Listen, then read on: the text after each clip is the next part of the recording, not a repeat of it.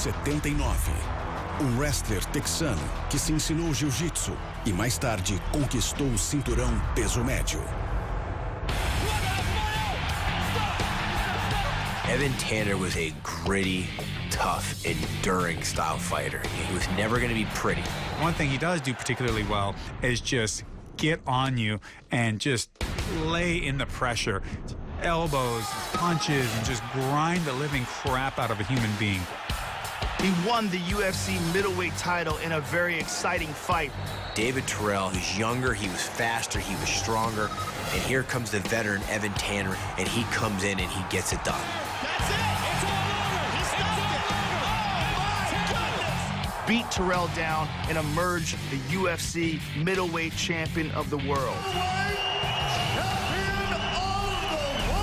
Número 78. Dos lutadores mais táticos de seu tempo, que teve sucesso em 4 categorias diferentes durante sua memorável carreira. Kenny Florian is just an incredible human being. And he fought for like 9 belts at like 16 different weight classes. I really love this fight. Great announcer nowadays, and an even greater fighter back when he was in the cage. Kenny Florian has choked out Takanori Gomi. I have so much admiration for him because of his cerebral approach to the fight game. He's good everywhere, and you better be ready to break him mentally because strategically and technically, he was just one of the best guys out there. It is all over. He was part of the building block for the UFC, being on the first Ultimate Fighter. Went on to have some of the most amazing fights in the UFC. Kenny Florian defeats Joe Louis. He had all the skills to be a champion. He had the opportunity twice. Had he had a different time period, he would have been champion. Número 77. Pioneiro brasileiro que revolucionou o esporte nos anos 80 ao combinar o kickboxing com técnicas de finalização. The king of the streets, Marco Ruas. Marco Ruas, Marquito. One thing I think that's hard to put into words is how big that guy is. This is a very large human being. He is massive. His joints, his wrists, his hands. He looks like if he just palmed your face, it would make you scream in agony.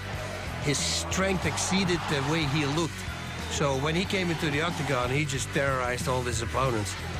Marco was one of the first guys to come out of Brazil, especially, and show a completely well-rounded game, and to also emphasize the idea that Thai boxing-style low kicks are an effective weapon.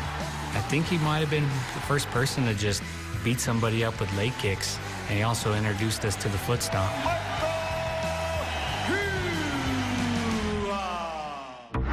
Número 76.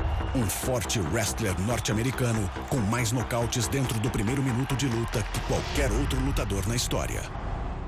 Anthony Jones is like a bomb, you know. He has so much power inside of him. The fight can be done in any second. Yoshida's in trouble.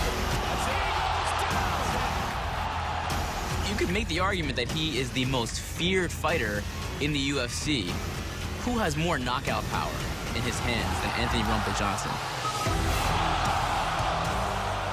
I've been on the receiving end of some of his punches, and they're ridiculous.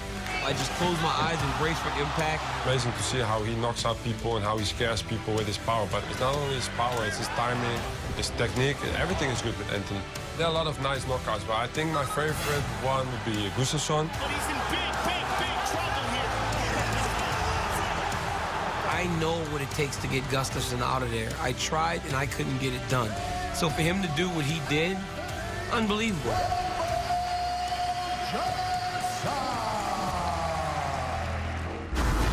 Número 75. O primeiro não brasileiro a vencer o campeonato ADCC, que seguiu para se tornar o campeão peso pesado do UFC. Yeah, here he comes, Rico Rodriguez from the USA.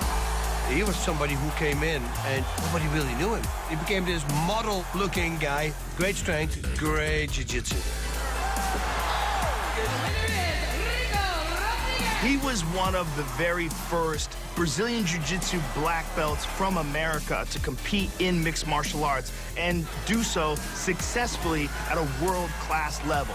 The name Rico Rodriguez will stay in the UFC history books after he beat Randy Couture for the UFC Heavyweight Championship.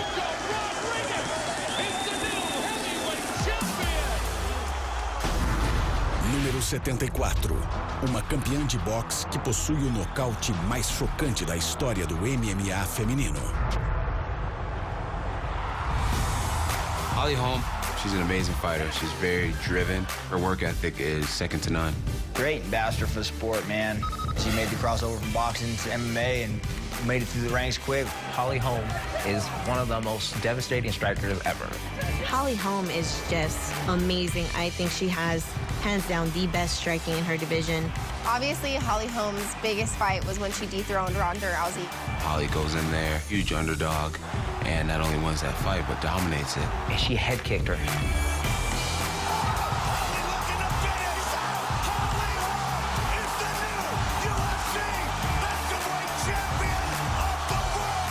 Holly Holm devastated her, and it was a sensational upset victory.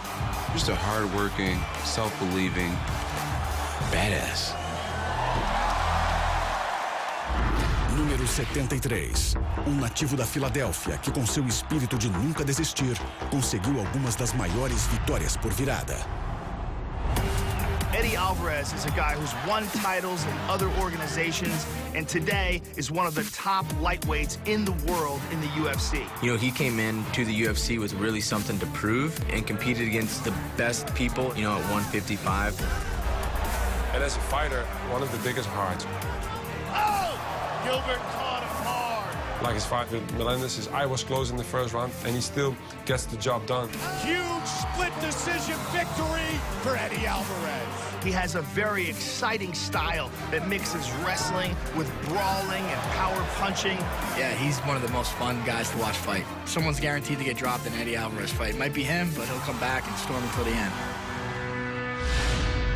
A seguir, Cowboy.